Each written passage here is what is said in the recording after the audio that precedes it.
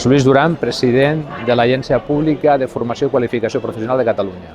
Bé, sí que és cert que la tendència actual és tirar molt dels oficis tradicionals cap a la digitalització, cap a l'automatització en Indústria 4.0, però és cert que estem detectant molts d'aquests oficis vinculats a la construcció, vinculats a la fusteria, que en un futur immediat o a mig termini, com a molt, és possible que no trobem professionals per poder cobrir les necessitats que existeixen també.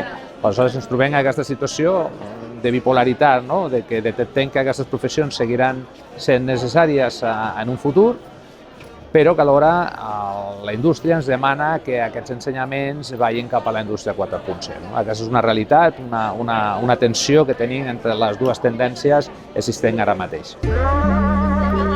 Gràcies.